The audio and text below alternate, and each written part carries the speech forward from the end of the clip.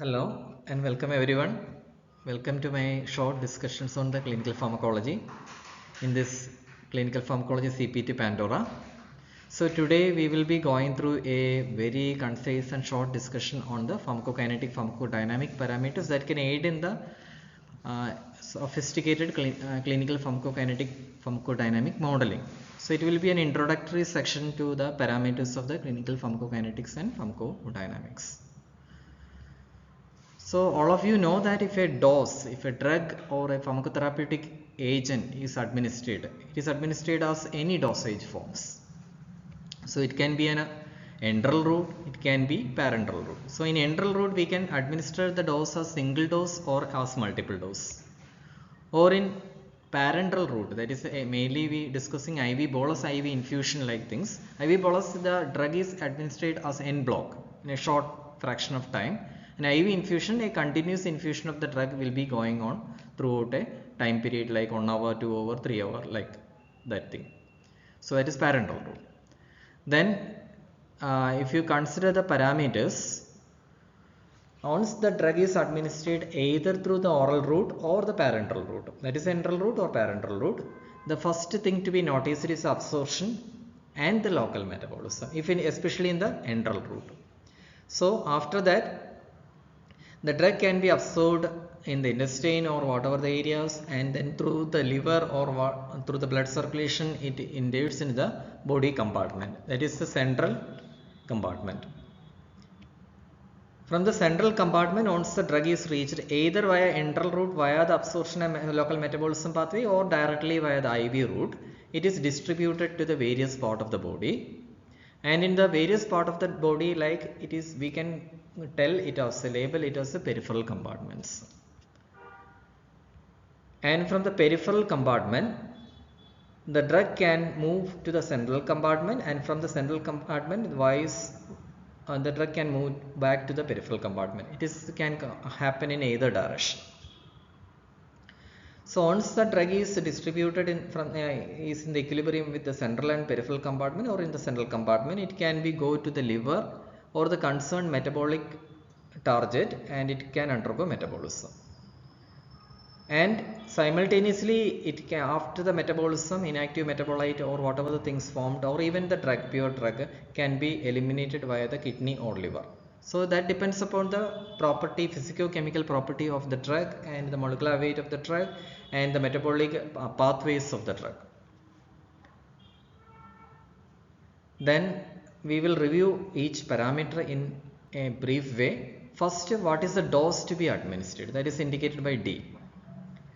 And then is the multiple dosing, we have to consider a factor called tau. That is how much duration interval we are repeatedly giving the dose. For example, 2 hourly, 3 hourly, 4 hourly, then tau become 2 hour, 2 or 3 or 4 depends upon. And in case of infusion, the duration of infusion is also important, time duration of infusion, T. And if you consider the absorption phase of any of the absorption phase, especially in oral route, Ka is a absorption constant. That is another important PK parameter. Then the bioavailability. If you are giving a 100 milligram drug, it is not needed that all 100 milligram will be absorbed in the systemic circulation. Sometimes it will be 30 milligram will be absorbed, sometimes 50 milligram will be absorbed, sometimes 10 milligram will be absorbed. So the fraction of the drug that is administered via any route that is reaching the systemic circulation and it is available for the target of action is called bioavailability. That is represented by F in this diagram. And you can see the dd by dt, that is the dose administered per time, the differential of dose administered over a duration of time, that is dd by dt. Next terminology is dc by dt. If a dose is administered over a period of time, multiple dosing is there, or even infusion, as a infusion, the concentration gradient achieved over that period of time is called dc by dt. Then if you consider the parameter Cp, that is the concentration is mentioned as C in plasma, that is mentioned here in the diagram as Cp. Next one to be considered is the parameter VL, volume of distribution or apparent volume of distribution. So that is the actual volume of the body in which the drug is being distributed. So it is calculated from D by C, that dose administered by the concentration at that time point. Then another equation we are reviewing is the clearance. Clearance is calculated by as a dose divided by AUC or volume of distribution into elimination constant Ke. So Cl is equal to D by AUC or volume of distribution into elimination constant. And next important parameter of the pK is area under curve.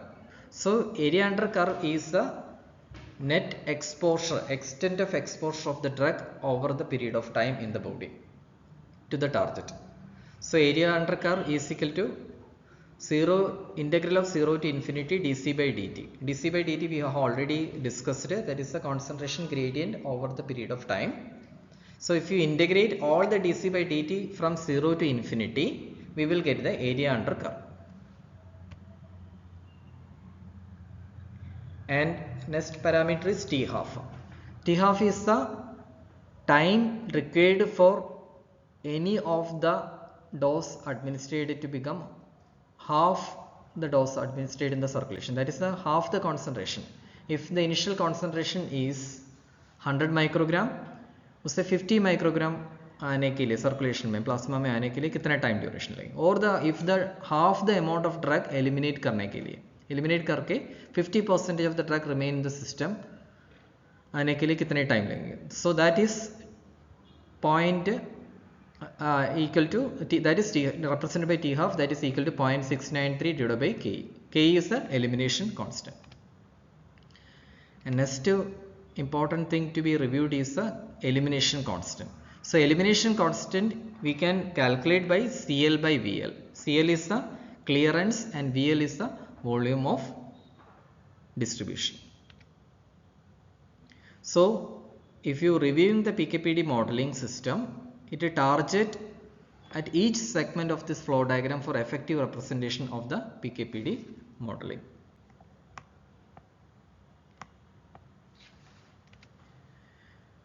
And another important factor to be considered in the discussion is whether this PK is following a linear or non-linear relationship kinetics in the body. So linear means it is not time dependent, non-linear means it is time dependent kinetics. So if a drug is following linear kinetics, it does not depend upon its metabolism at all. It is depending upon the other features. If it is following a non-linear kinetics, it is also depending upon the metabolism. Also the real limiting step will be the metabolism and the saturation of the metabolism of the drug. If you review the metabolism of the drug, there is enzyme induction, inhibition and enzyme kinetic saturation. These three parameters is there. So this is typically concerned with the liver metabolism. It is a liver metabolism is taking place with the help of phase 1 metabolism, phase 2 metabolism, phase 1 and phase 2 metabolism. Even cytochrome P450 is involved, glucuronation involved and sulfation is involved. Multiple enzyme systems are involved, in which the enzyme induction means that if anything is that is inducing any other drug or any other substance that is inducing the system, that enhance the activity of the enzyme system. If it is inhibited, that means the activity of the system, enzyme system, will be decreased. So induction and inhibition is an important factor determining the net availability of the drug and duration of residence of the drug in the system. And enzyme kinetic saturation is also an important factor when we are considering non-linear pharmacokinetics.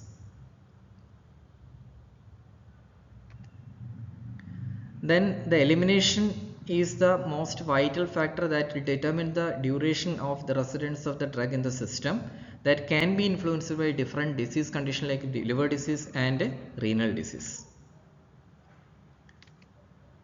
And drug efflux pump is also an important factor that to be considered while discussing the pharmacokinetics, because once you given the drug through oral route or even the parenteral route, especially in the oral route, if it is absorbed through the intestine, There are different drug efflux pumps like BCRP and P-glycoprotein that can efflux out the already absorbed drug from the intestinal cells out to the lumen.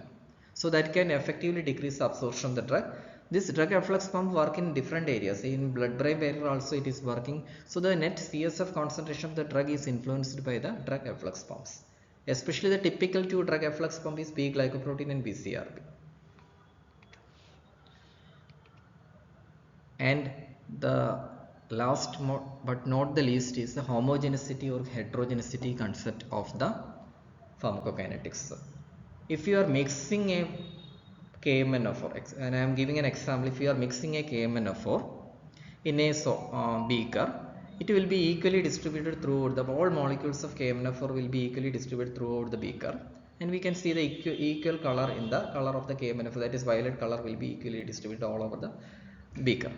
But this is not the phenomenon or scenario happening in the body. If you are giving a drug, we are taking orally consuming a drug, it will reach the intestine. Inside the intestine there is multiple villi is there, microvilli is there, and body surface area will be increased by villi and microvilli. But it is not always the equally, this phenomenon will be taking equally in all over the villi. The rate and limit of absorption will be equal in all villi, is not homogeneous. So human system is not at all a homogeneous system. It is a heterogeneous system, but it will follow certain rules like even each fraction. If you consider from the cell, tissue and villi and the organ system, there is a scaling is there.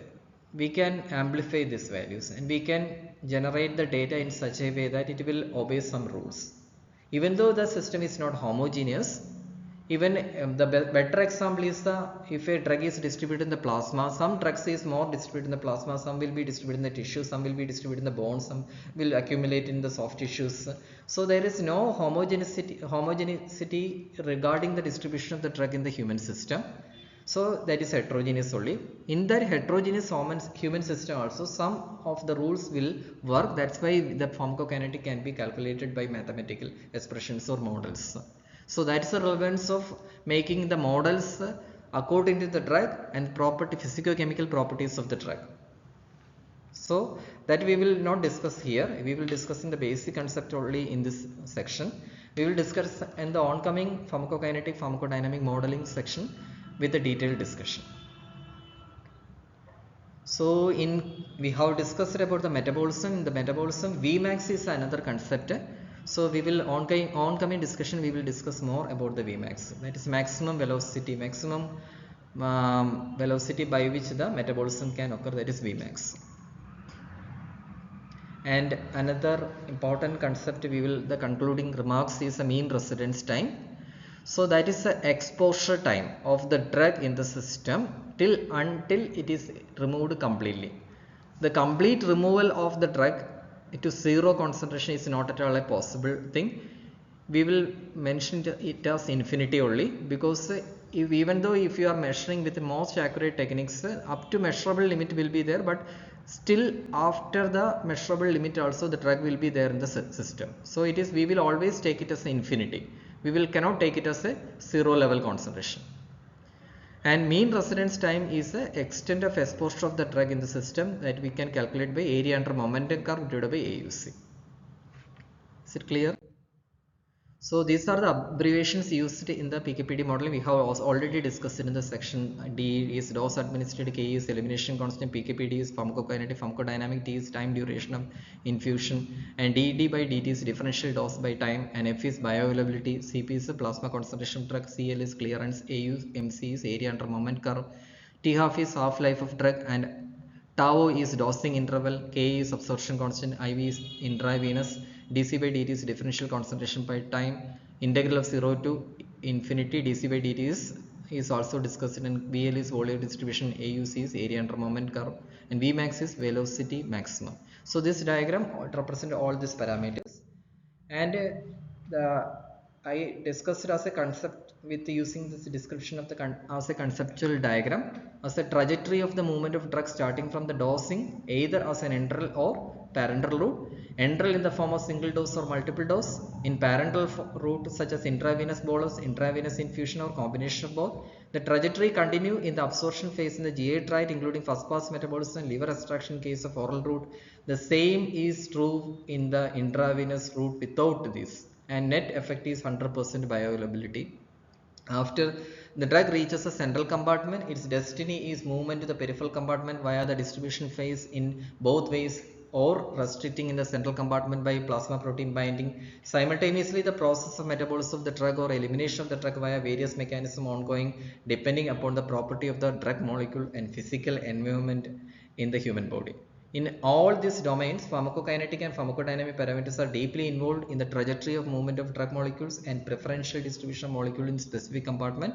So each pharmacokinetic parameter, dose, dosing interval, infusion duration, absorption, half-life, plasma, drug concentration, volume of distribution of compartment, elimination constant, clearance, and the other kinetic parameters and area under curve and mean residence time, or some of them have their own relationship with each other, and that is the key point determining the modeling in the pharmacokinetic pharmacodynamic system.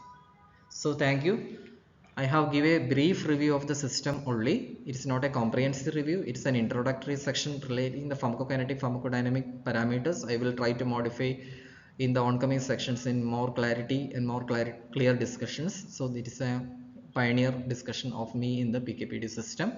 So thank you all. If any errors, please forgive, and if any suggestions, you can put the suggestions in the chat box regarding the video and the clarity of the video and the discussion clarity, anything. So thank you everybody.